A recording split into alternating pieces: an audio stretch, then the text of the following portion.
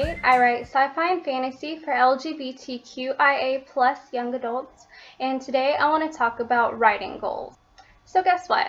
Today they're doing construction on the house next door to mine, so if you hear hammering or nailing or shouting, just don't mind it. I'm trying to work around it, but there might be some of that, so just bear with me here. First, let me tell you a story about when I started writing. I had about a quarter of my manuscript written already, and I felt a need to share it with people to kind of keep myself accountable and make sure that I got what I needed to get done.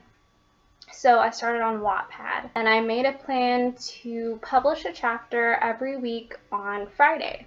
And so I set that goal for myself, and believe it or not, no matter what was going on in my week, by the time Friday rolled around, I had a chapter written and ready. So giving myself that goal was really important. Setting goals keeps me focused, it keeps me productive, and it gives me a sense of accomplishment. Like, I actually did something. It doesn't feel like I've been running on a treadmill going absolutely nowhere. Because sometimes writing can make you feel like there's not an end in sight. I'm one of those people that gets really overwhelmed and frustrated by all the things that I have to do with my manuscript.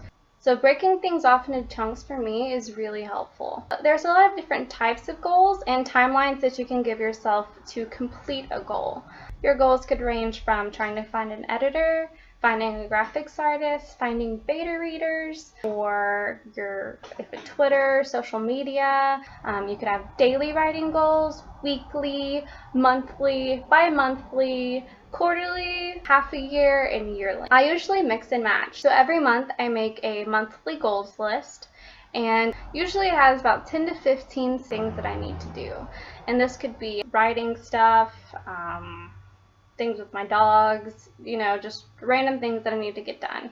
So I set a daily writing goal, and it's not word count for me. It's get this scene finished, or do all the dialogue for this scene before I can go in and add my action tags or descriptions or setting stuff, because I really struggle with dialogue. But when I do word count, I find myself just describing things for ages so I can reach X amount of words.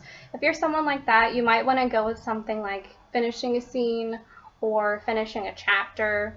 Now, how can you actually make sure that you get these goals accomplished? I find that rewards and punishments are pretty effective. I'm good old-fashioned guilt-driven, so when I accomplish a goal, I feel pretty good about myself, but when I don't accomplish a goal, I feel like absolute shit.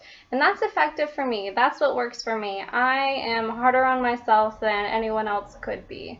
Okay, I think that's it for today. We talked about writing goals. You can find all my social media links below, and be sure to follow me on Twitter, subscribe, make today the best day of your life, and don't forget to love yourself even when it seems hard. Bye!